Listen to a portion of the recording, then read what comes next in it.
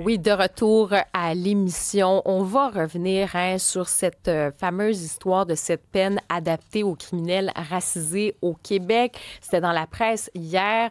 Écoutez, ça a même fait réagir du côté des politiques, hein, même de François Legault. Il y a beaucoup de personnes qui ont réagi là-dessus. Donc, je reviens là, pour ceux qui peut-être qui n'ont pas suivi cette histoire.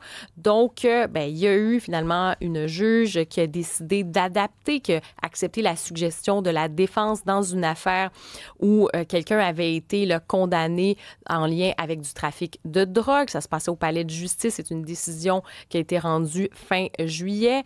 Et un accusé, donc, a été condamné à 24 mois de prison. C'était, si vous voulez, une peine plus clémente que ça aurait pu aller jusqu'à 35 mois de prison. Et pourquoi on a décidé de donner finalement une peine plus clémente? Bien, on a tenu compte de ce qu'on appelle l'évaluation de l'impact de l'origine ethnique ou culturelle, le IOEC. Et ça, c'est une analyse particulière qui se penche non seulement sur le parcours personnel, mais aussi qui a ce logiciel, si vous voulez, du racisme systémique, des discriminations systémiques qui sont vécues par les personnes noires.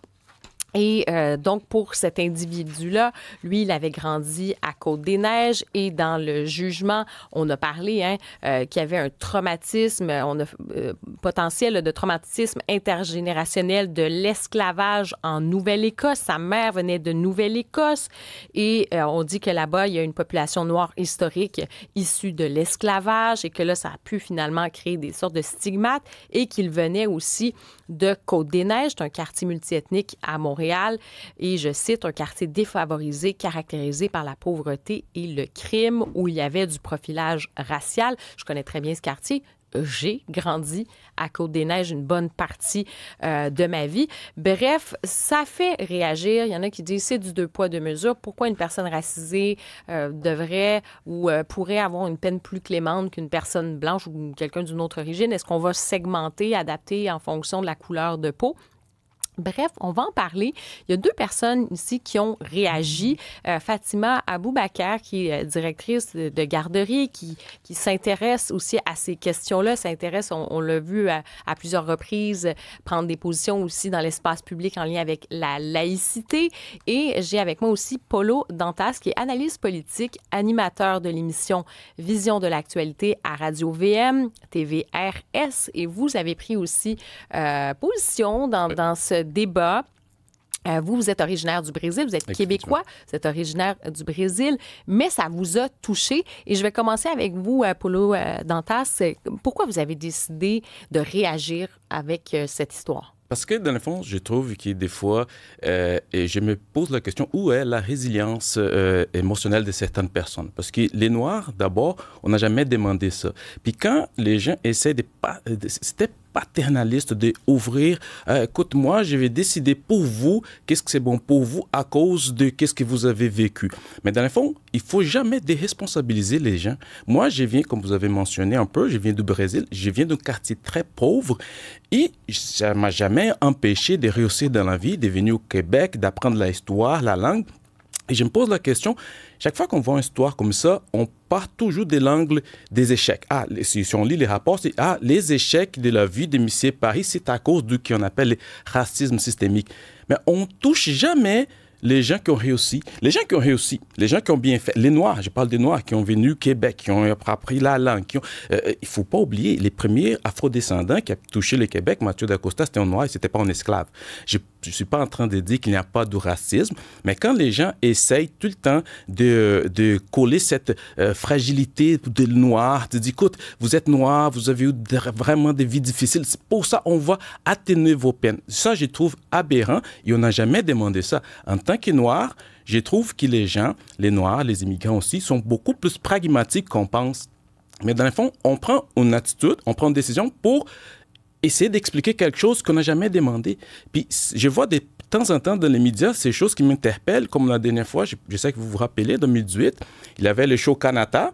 Je voulais écouter le show de Robert Lepage, ça avait l'air très intéressant comme spectacle, qui parlait des gens noirs, mais il y avait une minorité bruyante, activiste, qui a décidé non. Donc, il faut aussi que les gens dans les médias, dans la société, voient l'autre côté aussi, des gens comme moi, qui sont des Noirs, qui sont ici, qui sont bien, et j'ai dit ça, et des gens, des fois, sont très bien surpris. J'ai vécu plus de racisme au Brésil qu'au Québec. Donc, je n'accepte pas que les gens vont imposer une certaine minorité qui vont dire « Ah, nous, on parle pour vous autres. » Non, vous ne parlez pas pour moi. Ce n'est pas une question de communautarisme. J'ai ma vision, je suis capable de penser pour moi-même. Ici, là, j'ai trouvé vraiment aberrant comme décision de... Encore, on sait que c'est très délicat comme sujet, mais je connais plusieurs personnes qui ont réussi, qui sont noires, qui ne voient pas ça avec des bons yeux. Bien, c'est intéressant, votre vision des choses, parce qu'en fait, vous dites finalement pas en mon nom. Et ce discours-là, avez-vous l'impression qu'on est dans une forme de victimisation, qu'on met tout le monde dans le même panier aussi, qu'on fait des amalgames alors qu'on dit pas d'amalgame? Exactement. Puis les gens qui essayent d'être plus à accueillir les gens, puis tout ça, il faut pas oublier, on va arrêter où? Parce qu'il faut un peu se rappeler de l'histoire. Si on revient à ça, parce que cet rapport nous vient de Nouvelle-Écosse. Qu'est-ce que les Noirs ont passé à Nouvelle-Écosse? Donc, il y a un juge du Québec qui a décidé de ça.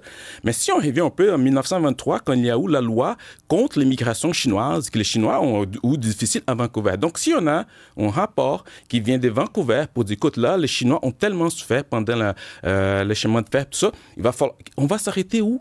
Parce que c'est une question, la couleur de la peau des gens ne peut pas décider si la peine, c'est ça la chose. Je comprends que les gens veulent tellement bien faire, mais je vois un peu comme la paternalisation. Moi, je sais que c'est bon pour vous. C'est paternaliste. C'est très paternaliste. Écoute, je sais qu'est-ce que vous avez besoin. Non, les gens, les Noirs, sont capables de décider pour eux-mêmes.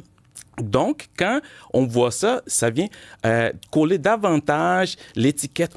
Tu sais, les Noirs ne sont pas capables de décider, sont des victimes. Puis nous, on n'a jamais demandé ça. Oui, c'est ça. Puis ça, je pense que c'est un message qui est important dans ce que vous dites. C'est vrai, vous n'êtes pas sorti sur la place publique pour demander ça. Là. C'est que, et là, il y a des gens qui regardent ça et qui disent, ben coudonc, c'est 2 poids, 2 mesures. Et là, vous dites, ben non, regarde, moi, je viens d'un endroit qui est difficile, du Brésil, tout ça. J'ai vécu des choses. Et par votre travail, votre courage, votre détermination, puis on nie pas que, oui, il y a du racisme, comme il y en a dans toutes les sociétés, il peut y avoir des difficultés, mais ce message-là aussi dire qu'il y a une responsabilisation, puis tu peux venir d'un milieu difficile et réussir aussi, tu sais, donc il y a quand même cette idée-là. Et on va aller voir Fatima Aboubakar aussi, ça l'a interpellée. Bonjour Fatima. Bonjour, Karima. Ben oui, vous avez entendu le témoignage de Paulo Dantas, qui est analyste politique, qui a été interpellé aussi par cette histoire-là. Ça vous dit quoi de votre côté? Écoutez, moi, ça fait de la deuxième chose dans la même semaine qui m'a fait sursauter. En fait, le racisme systémique, tout comme l'accommodement religieux, bien qu'ils n'appartiennent pas au même registre, révèlent aujourd'hui leurs conséquences néfastes sur notre société.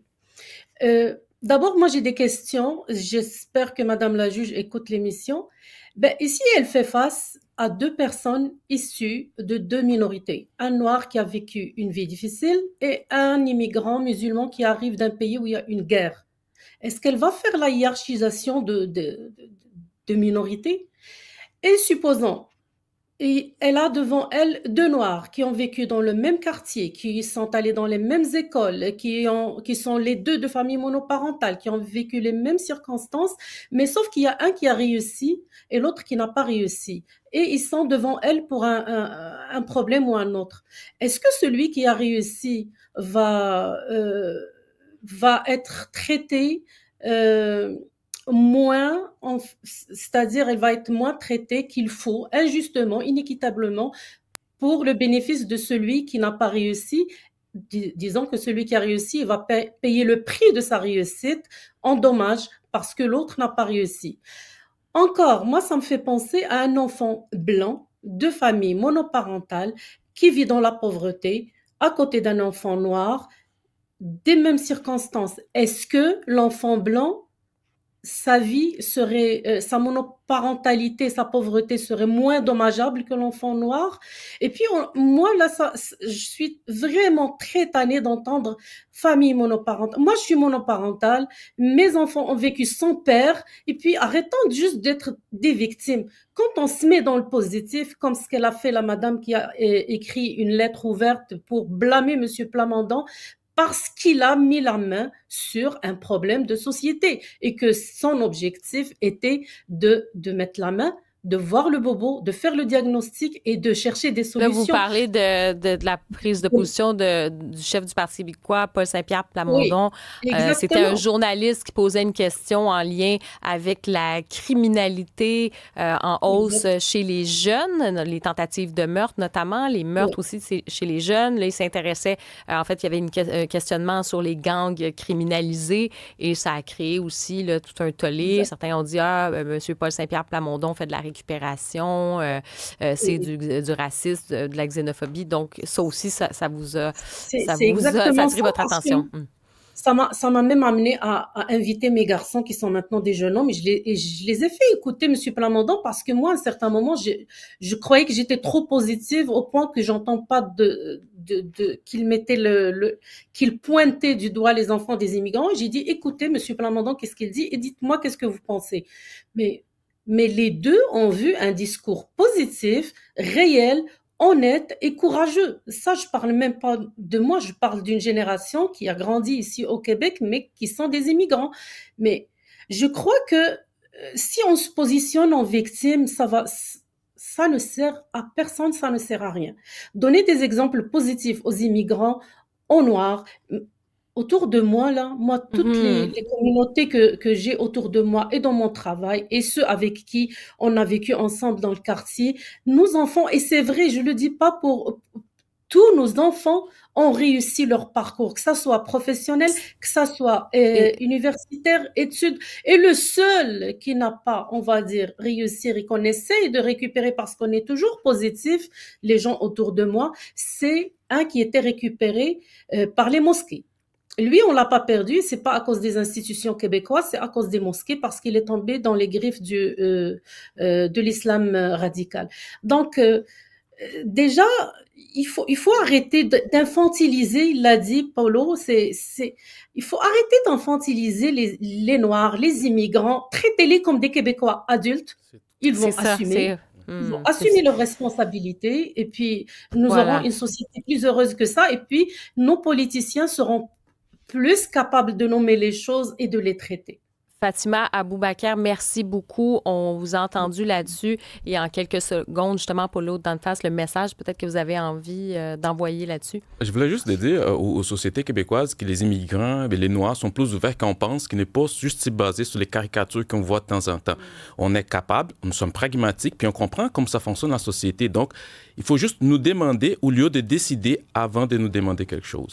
Très intéressant. En tout cas, on vous réinvitera. Toujours passionnant, vraiment d'entendre des idées claires et d'entendre vos témoignages aussi. Donc, cette prise de parole est essentielle. Paulo Dantas, analyste politique, on peut vous suivre. Vous êtes animateur de l'émission Vision de l'actualité à Radio-VM et aussi vous êtes sur TV RS. Merci d'avoir été avec nous aujourd'hui et ici à Cube. Merci beaucoup.